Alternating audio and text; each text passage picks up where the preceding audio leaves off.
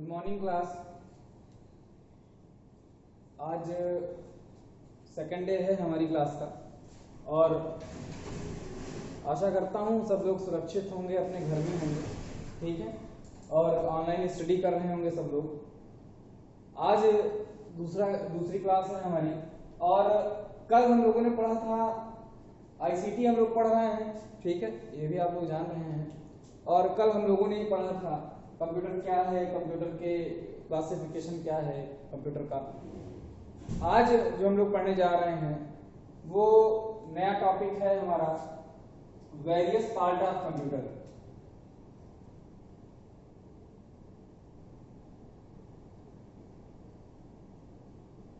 Various parts of computer.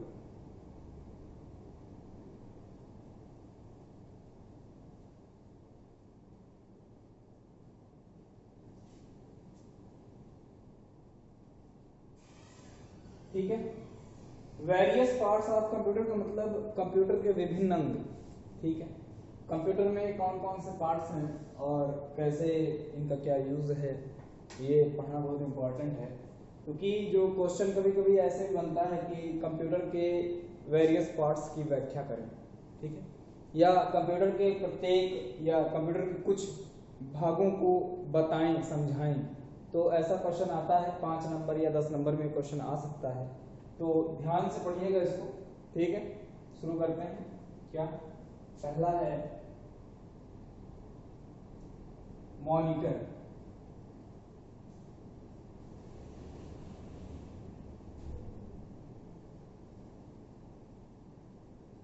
क्या है monitor? Monitor आप लोग पहली क्लास में पढ़ चुके हैं, मॉड्यूल 1 अधिकतर लोग पढ़ चुके हैं और उसमें पढ़े हैं कि मॉनिटर क्या है, तो इस चीज को बता दे रहे हैं। मॉनिटर एक मेन आउटपुट डिवाइस है। क्या है? एक मेन आउटपुट डिवाइस है जिसके माध्यम से कंप्यूटर की स्क्रीन पर आउटपुट देखा जा सकता है, ठीक है। आउटपुट यूजर जब जो इंस्ट्रक्शन देता है, यूजर द्वारा दिए गए इंस्ट्रक्शन को जब सीपीयू प्रोसेस करता है और प्रोसेस करने के बाद विजुअल रूप से यूजर को डिस्प्ले कराने का काम कौन करता है? मॉनिटर करता है, ठीक है। तो इस चीज को लिख लिया जाए। और मॉनिटर भी हमारे कई प्रकार के हैं, ठीक है, आप लोगों ने मॉड्यूल में पढ़ा होगा, लेकिन यहाँ बहुत ज्यादा डिस्क्राइब नहीं करना है, बस वेरियस पार्ट्स जानने हैं, कौन कौन से पार्ट्स हैं, क्या काम है, बस इतना ही जानना है।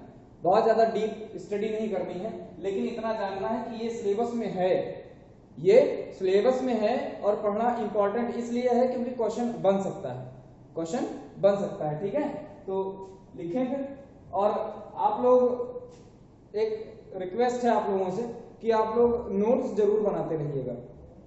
नोट्स बहुत इंपॉर्टेंट है, अगर आप एग्जाम टाइम में नोट्स नहीं रहती है आपके पास तो बहुत प्रॉब्लम होती है और कोई अपनी नोट्स देता नहीं है एग्जाम टाइम में, ठीक है। तो नोट्स बहुत इंपॉर्टेंट है, नोट्स बहुत जरूरी है बनाना, ठीक है। आगे बढ़ते हैं, तो लिख दिया जाए मॉनिटर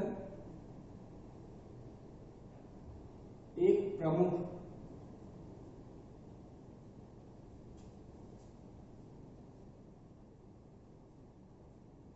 आउटपुट डिवाइस है जो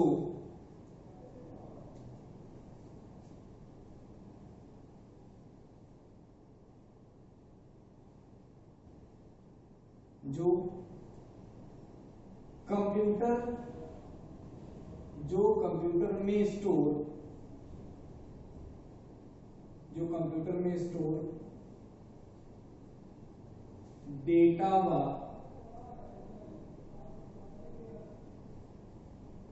इंफॉर्मेशन को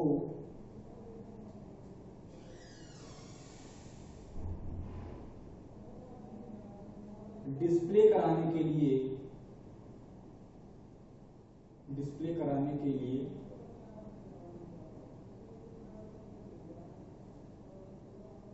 प्रयोग किया जाता है।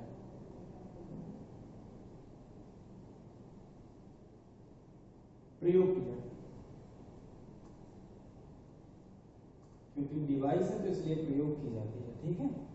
और जब यूजर कंप्यूटर को कोई इंस्ट्रक्शन देता है और कंप्यूटर उसे प्रोसेस करता है, इतना तो जानते ही होंगे आप लोग, कंप्यूटर उसे प्रोसेस करता है, प्रोसेस करने के बाद आउटपुट स्क्रीन पर या आउटपुट डिवाइस पर विजुअल होने के लिए, डिस्प्ले होने के लिए भेज देता है। तो किस डिवाइस पर भेज देता है? मॉनिटर पर भेज देता है। ठीक, बस इतना ही लिखना है, बहुत ज्यादा लिखना नहीं। अगर एग्जाम में भी आता है तो आपको 2 से 5 लाइन में, 2 से 3 लाइन में आपको खत्म कर देना है। बहुत ज्यादा आप लिख सकते हो अपने हिसाब से, अगर लिखो तो आप बहुत ज्यादा बढ़ा सकते हैं, 4 लाइन 5 लाइन, ठीक है। लेकिन कहने का मतलब यह है कि बहुत ज्यादा नहीं लिखना है, नॉर्मली लिखना है, ठीक है।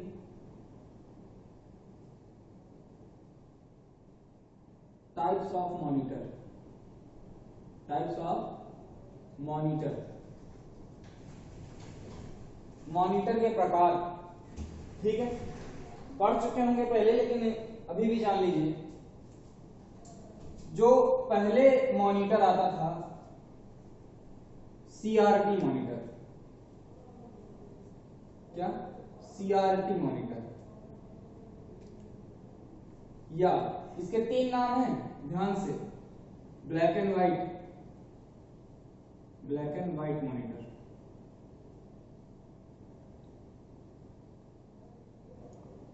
या मोनोक्रोम मॉनिटर, या मोनोक्रोम,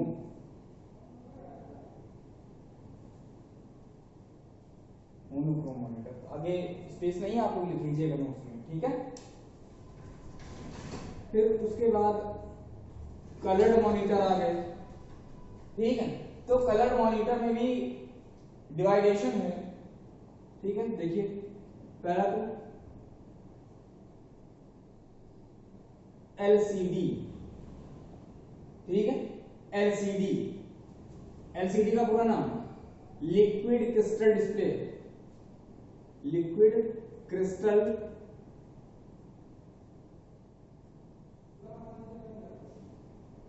डिस्प्ले, बात समझ गई। अब तीसरा है क्या? टीएफटी, थिन फिल्म ट्रांजिस्टर,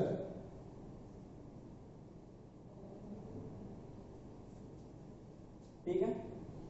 दिख रहा होगा ना आप लोगों को? अगर नहीं दिख रहा है तो वीडियो की क्वालिटी सही कर लीजिए, ठीक है। रिजोल्यूशन जो है वीडियो का, जो वो आप सही कर लीजिए सेटिंग में जाके, ठीक है, सही हो जाएगा, दिखने लगेगा। चौथा है एलईडी,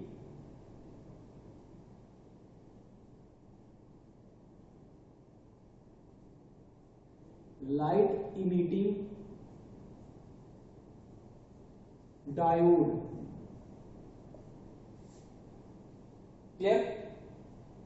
अब सीआरटी के बारे में थोड़ा जान लीजिए। सीआरटी क्या है?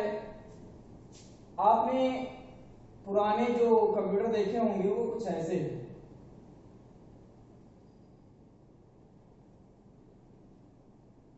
कुछ ऐसे कंप्यूटर होते हैं।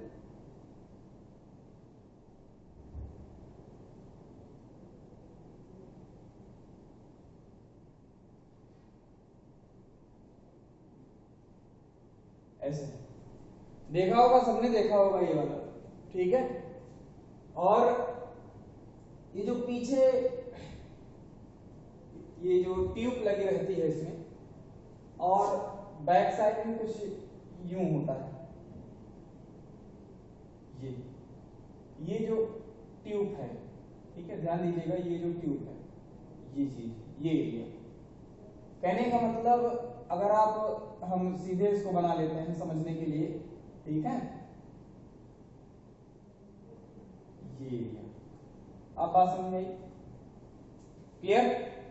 ये हमारी सीआरटी है, यही, इसी को हम सीआरटी कहते हैं, कैथोड रे ट्यूब। क्यों? क्योंकि यहीं से 256 कलर, कितने कलर? 256 कलर कितने बिट पर ऑपरेट होते हैं? 8 बिट पर ऑपरेट होते हैं। कितने बिट पर? 8 बिट पर ऑपरेट होते हैं, और इसी को सीआरटी कहा जाता है। यही हमारी कैथोड रे ट्यूब होती है। कहने का मतलब पूरा मॉनिटर हमारा कैथोड रे ट्यूब नहीं है, बात समझ में आई? जो जहां से ये कलर ऑपरेट होते हैं और कितने बिट पर ऑपरेट होते हैं, ये बहुत इंपॉर्टेंट है। तो इसलिए ये हमारी सीआरटी है, यही कैथोड रे ट्यूब कहलाती है। ठीक है, और यहाँ पर 256 कलर, कितने कलर? 256 कलर 8 बिट पर ऑपरेट होते हैं। कितने बिट पर ऑपरेट होते हैं? 8 बिट पर ऑपरेट होते हैं। इसका अगर पूरा नाम लिखना चाहें तो लिख लीजिए, कैथोड रे ट्यूब।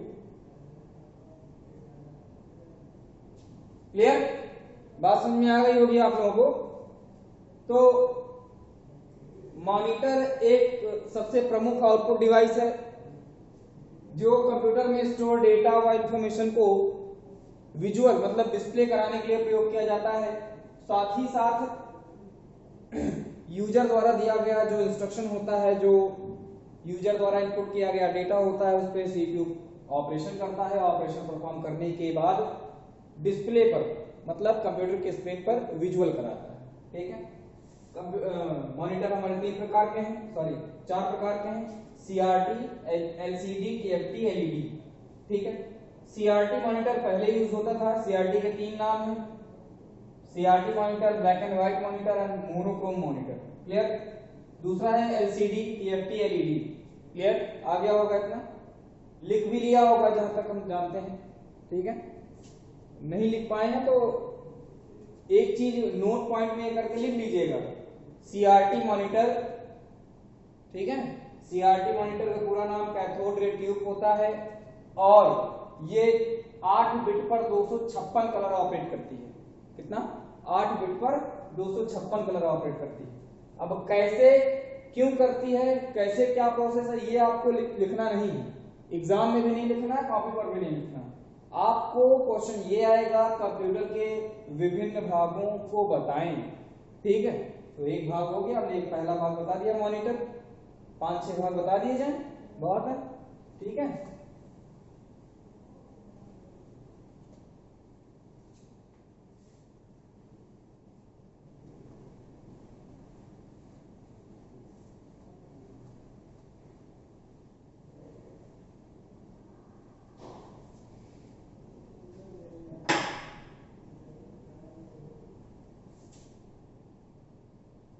दूसरा है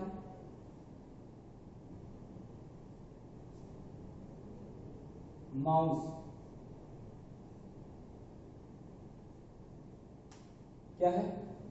माउस। अब जो दूसरा पार्ट है ये भी आप लोग पढ़ चुके हैं, लेकिन इसमें कुछ ना कुछ नया जरूर मिलेगा आप लोगों को, 110% नया जरूर मिलेगा। ठीक है, देखिए माउस को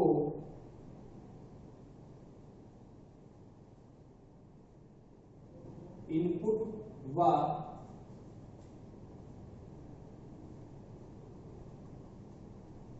पॉइंटिंग डिवाइस के नाम से भी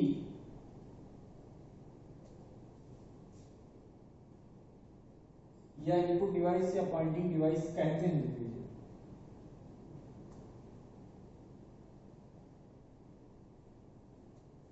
कहते हैं इसका प्रयोग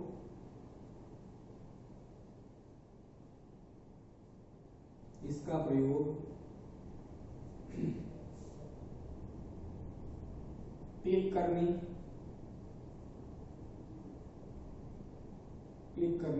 कमा फाइल या फोल्डर को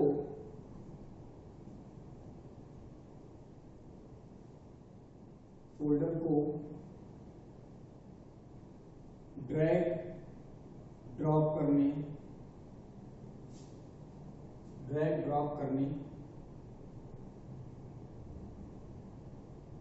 के लिए किया जाता है।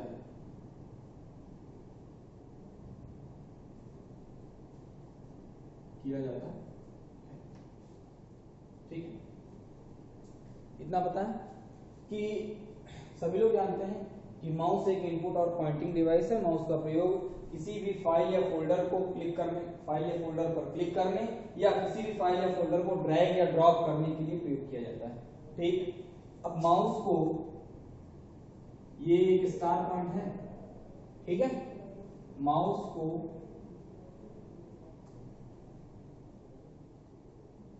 उन्नीस सौ अड़सठ में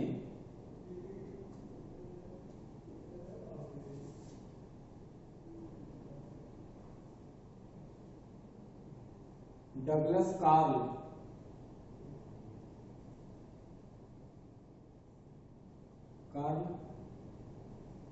इंगेलबर्ट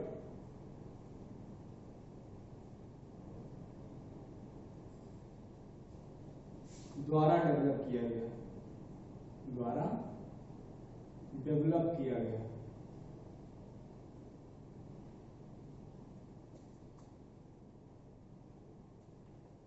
ठीक है, बात समझ में आई।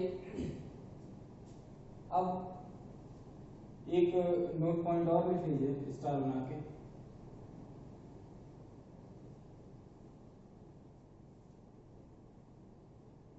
माउस का पूरा नाम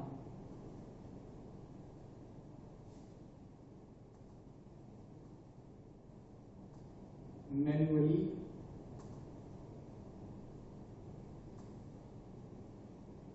ऑपरेटेड यूजर सेलेक्टिंग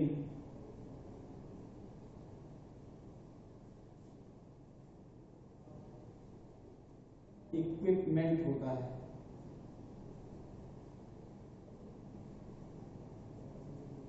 ठीक है, बात समझ में आई। ये आप लोगों के लिए नया होगा, चाहे तो आप लोग गूगल पे इसको सर्च भी कर सकते हैं। ठीक है, चाहे तो सर्च भी कर सकते हैं, एम से मैन्युअली, ओ से ऑपरेटेड, यू से यूजर, एस से सेलेक्टिंग, ई से इक्विपमेंट। क्लियर, बात समझ में आई। माउस का पूरा नाम manually operated user selecting equipment होता है। ठीक, और ये भी लिख लीजिए, पहला माउस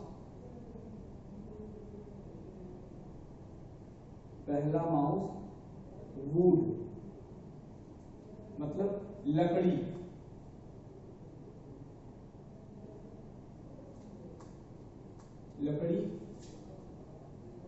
का बनाया गया था। ठीक है, माउस तीन प्रकार के होते हैं, कौन कौन से? नॉर्मल माउस,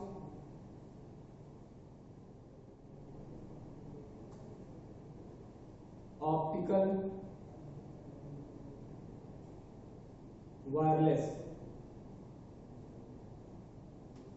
ठीक है, बहुत ज्यादा डीप नहीं लिखना है इनके बारे में, बस वेरियस पार्ट पूछा है, क्वेश्चन में पूछा वेरियस पार्ट बताइए, वेरियस पार्ट आपने बता दिए। कुछ दो पॉइंट नए हैं आपके लिए, जैसे अगर ना पता हो तो माउस को 1959 में डगलस कार्ल इंगेलबर्ट द्वारा डेवलप किया गया। माउस का पूरा नाम manually operated user selecting equipment होता है। अगर चाहें तो अगर क्वेश्चन पेपर में, सॉरी आंसर बुक में, ठीक है, इसमें आप उसमें क्या करेंगे, इसको अंडरलाइन कर लेंगे। मतलब जब आप एग्जाम देते हैं तो एग्जामिनर के पास इतना टाइम नहीं होता है कि एग्जामिनर आप एक एक हेडिंग को चेक करे, लेकिन आप जिसमें अंडरलाइन कर देंगे उसे जरूर पढ़ेगा।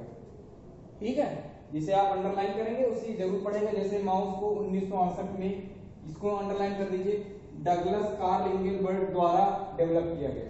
ठीक है, तो जो मेन थीम है उसको अंडरलाइन कर दीजिए। यही काम आपको एग्जाम में भी करना है। ठीक है, क्योंकि पूरा नहीं पढ़ेगा, लेकिन जो अंडरलाइन है उसे जरूर पढ़ेगा। लिख चुके होंगे आप लोग? नहीं, लिख लीजिए।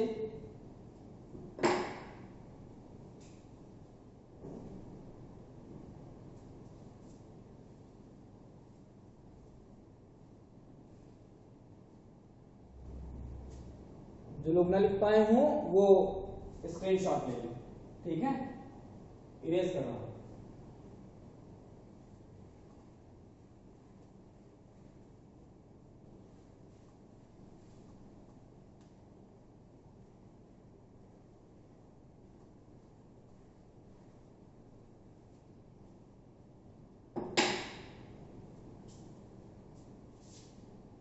तीसरा है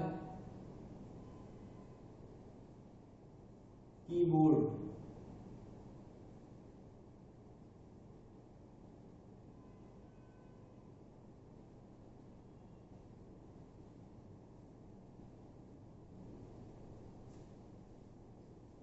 फिर से बात को हम रिपीट करेंगे, नोट्स बनाते चलिएगा साथ साथ, क्योंकि आईसीटी का जो पहला चैप्टर है वही बड़ा है, ठीक है।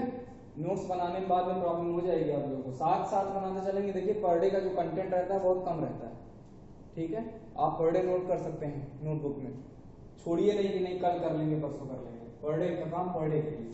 स्टार्ट करते हैं, चलिए कीबोर्ड की बात कर रहे हैं।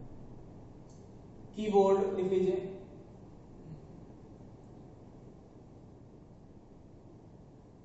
कीबोर्ड फर्स्ट इनपुट डिवाइस है, फर्स्ट इनपुट डिवाइस है, ठीक है, जिसके माध्यम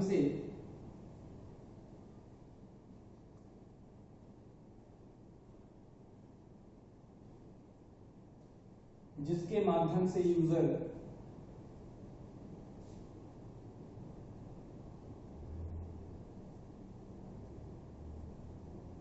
कंप्यूटर में टेक्स्ट,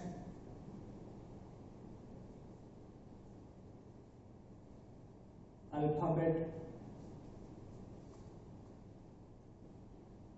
सिंबल,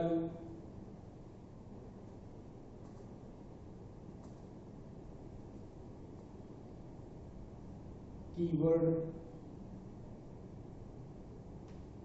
आदि इनपुट कर सकता है, आदि इनपुट कर सकता है।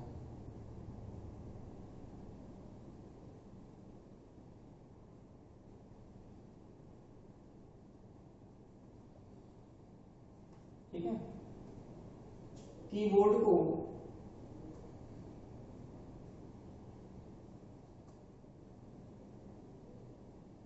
$1864 ऐसे लिखिएगा डैश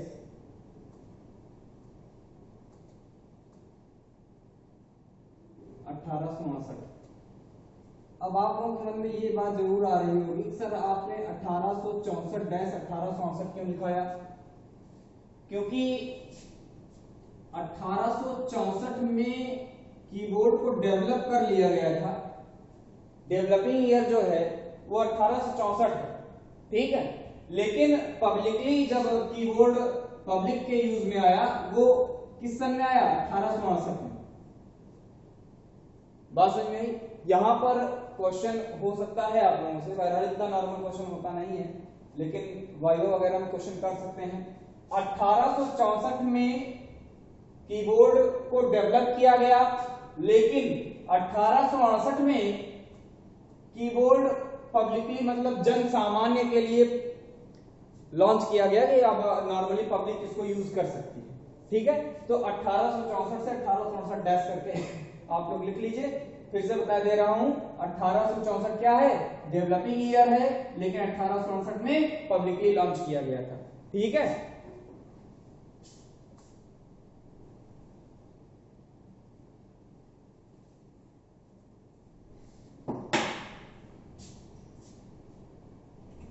में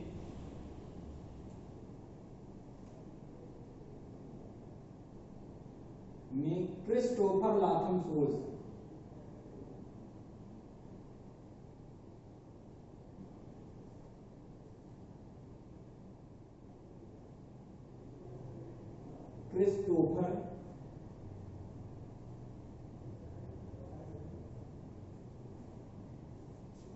लाथम सोल्स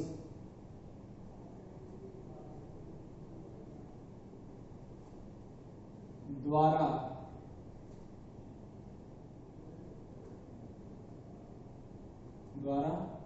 डेवलप किया गया है। डेवलप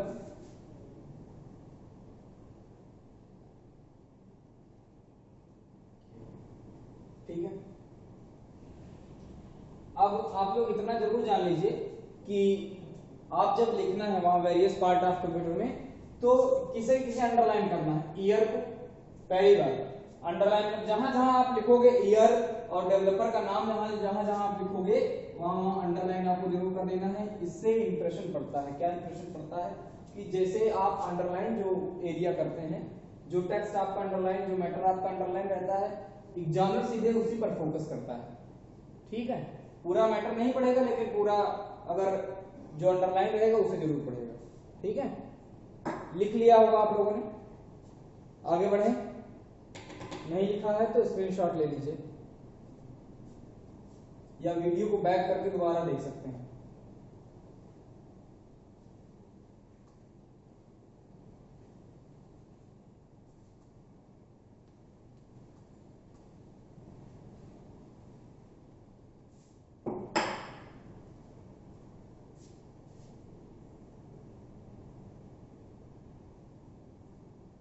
चौथा है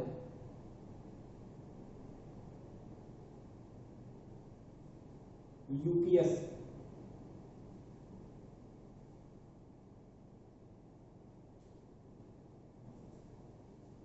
यूपीएस के बारे में सुना होगा आप लोगों ने। ठीक है, यूपीएस के बारे में लिख लीजिए।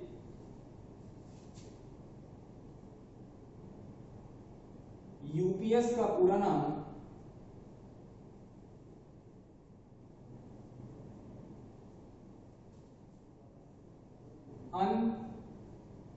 अनइंटरप्टिबल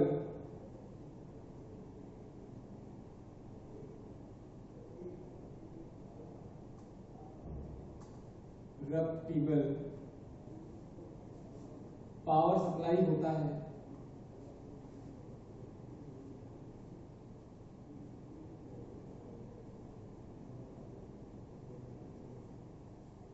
ठीक है, यूपीएस का प्रयोग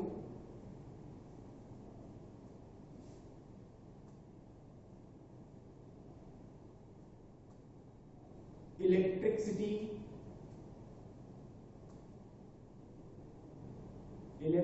रहने पर अथवा ना रहने पर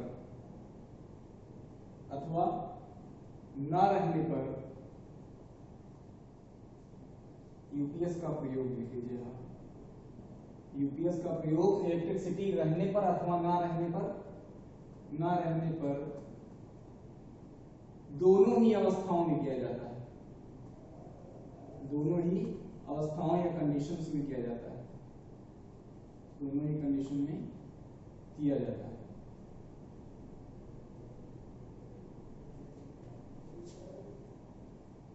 ठीक है, यूपीएस दो प्रकार के होते हैं।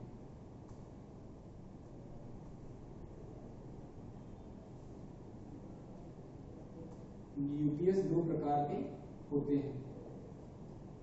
पहला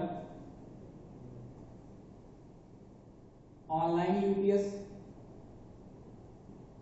दूसरा ऑफलाइन यूपीएस। ठीक है, बहुत ज्यादा आपको नहीं बताना है कि ऑनलाइन यूपीएस ये काम करता है, ऑफलाइन यूपीएस ये काम करता है। माय डियर, इतना हम आप लोगों को बता दें कि इतना ही आपको लिखना है जितना आपको एग्जाम में पूछा गया है। ठीक है, बहुत ज्यादा कंटेंट को ब्रॉड नहीं करना है कि एक ही हेडिंग में सब कुछ लिख देना है, ऐसा नहीं है। ठीक है, आप लोग अगर इस कंफ्यूजन में हैं तो मैं आप लोगों को बता देना चाहता हूं कि ज्यादा मैटर नहीं लिखना है। एक हेडिंग में कम से कम 4 से 5 लाइन का मैटर होना चाहिए। ठीक, क्लियर? लिख लिया होगा आप लोगों ने, रेस करें, लिख लीजिए।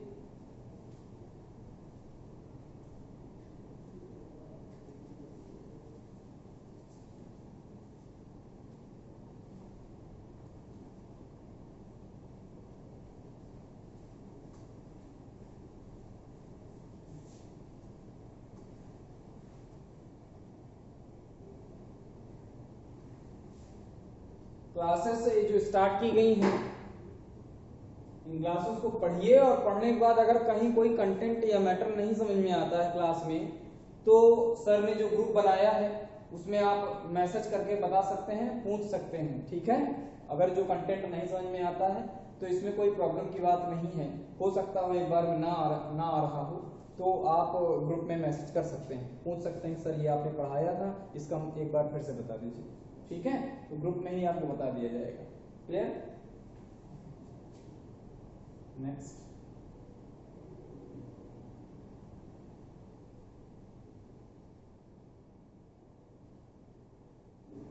स्टोरेज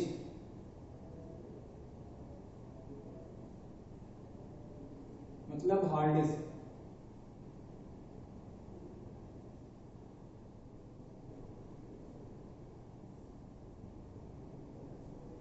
देखिए हेडिंग आप स्टोरेज भी लिख सकते हैं, हार्ड डिस्क भी लिख सकते हैं, मेमोरी भी लिख सकते हैं। क्लियर? चलिए देखते हैं।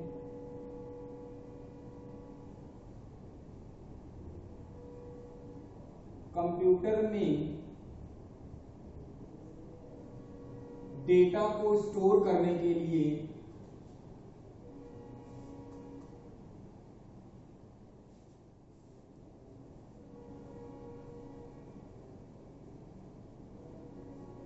कंप्यूटर में डेटा को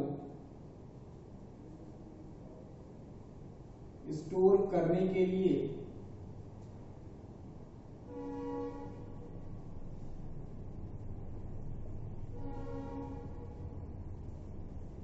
स्टोरेज डिवाइस अर्थात हार्ड डिस्क का प्रयोग किया जाता है। इसका हार्ड डिस्क का प्रयोग किया जाता है।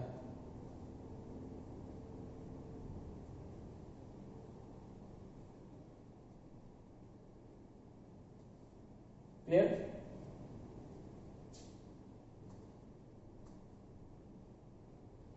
हार्ड डिस्क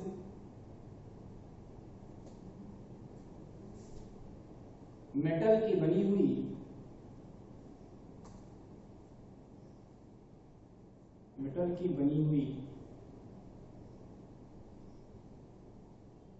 एक डिवाइस है जिसमें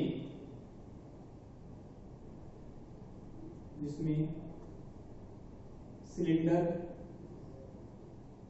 क्लस्टर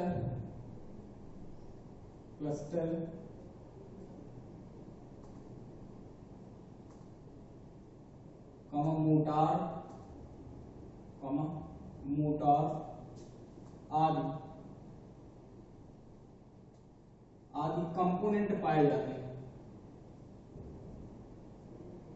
आदि कंपोनेंट पाए जाते हैं। ठीक है? हार्ड डिस्क दो प्रकार की होती है।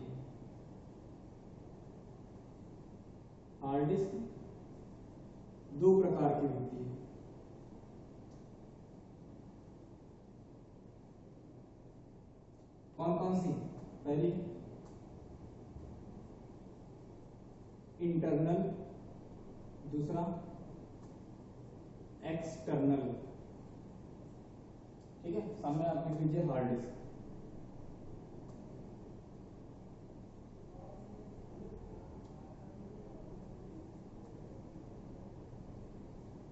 ठीक है? एक बार फिर से ध्यान दें, कंप्यूटर में डेटा को स्टोर करने के लिए स्टोरेज डिवाइस का प्रयोग अर्थात हार्ड डिस्क का प्रयोग किया जाता है।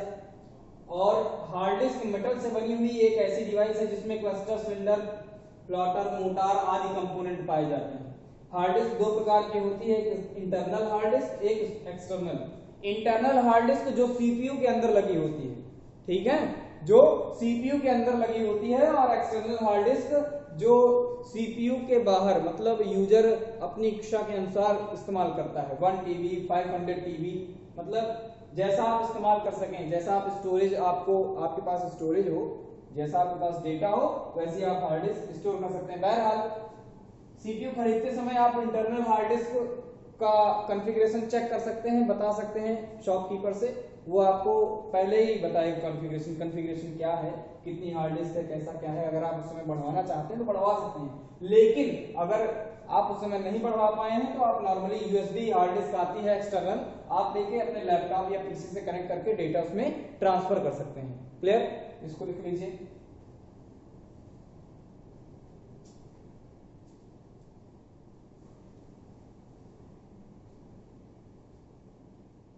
लिख लिया होगा आप लोगों ने। जो लोग नहीं लिख पाते हैं तो वो स्क्रीनशॉट ले लिया करें, ठीक है, या वीडियो को बैक करके देख लिया करें। ठीक, अब आज की क्लास यहीं पर हम, ठीक है, यहीं पर समाप्त कर रहे हैं। आज 5 डिवाइसेस पढ़ाई गई आप लोगों को, कल नया टॉपिक होगा। ठीक, बात समझ में आई? इतना जो आपको मटेरियल पढ़ाया गया है, एकदम रिक्वेस्ट है आप लोगों से कि नोटबुक में जरूर नोट कीजिए, नोट्स जरूर बनाइए। अगर आप नोट्स नहीं बनाते हैं तो ये सबसे बड़ी गलती आपकी है। नोट्स बनाना बहुत इंपॉर्टेंट है, नोट्स बनाइए। और नोट्स के साथ साथ अगर कोई डाउट होता है तो आप उसको ग्रुप में जरूर बताएं। ठीक है, धन्यवाद।